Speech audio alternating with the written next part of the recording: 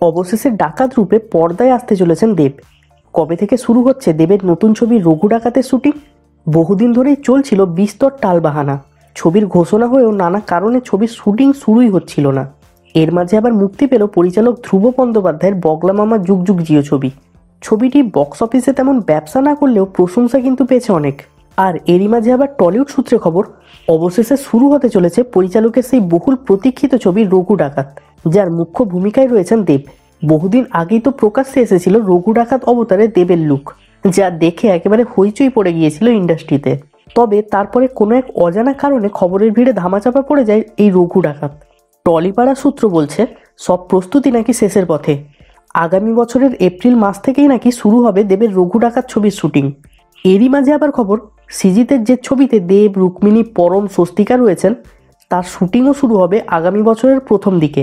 মানে পরপর বিগ বাজেটের ছবি নিয়ে ব্যস্ত হয়ে পড়বেন দেব, তা বোঝাই যাচ্ছে। 2 বছর আগে রঘু ডাকাত ছবির ফার্স্ট লুক শেয়ার করে দেব লিখেছিলেন, আজ এই নিশি অমাবস্যায় শক্তি আরাধনার এই পুণ্য লগ্নে এক অজানা কাহিনীর উন্মোচন। নীল বিদ্রোহে সামিল হয়ে ইংরেজদের বিরুদ্ধে লড়াই করা রঘু ডাকাত। বাংলার ডাকাত নিয়ে যোগেন্দ্রনাথ গুপ্তের লেখা রঘু ডাকাতের রোমাঞ্চকর গল্পের কথা প্রায় সবারই জানা।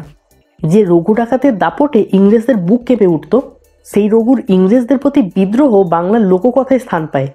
লোককথা অনুযায়ী হুগলি জেলার মগরায় বসুদেবপুর গ্রামে ছিল রঘু ডাকাতের আস্তানা। সেখানেই নাকি একসময় প্রতিষ্ঠিত ছিল এক কালী মন্দির, নাম ডাকাতে কালী।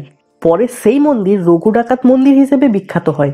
তিনি কিন্তু সাধারণ মানুষের কাছে ডাকাত নন, ছিলেন বাংলার রবিনহুড। ধনীদের থেকে ধন ডাকাতি করে তা দিয়ে সেবা করতেন সাধারণের।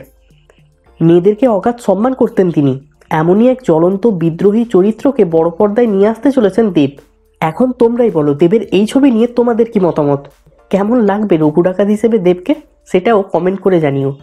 তার সাথে দেবের ফ্যান হয়ে থাকলে ভিডিওটা লাইক করে শেয়ার করে দিও।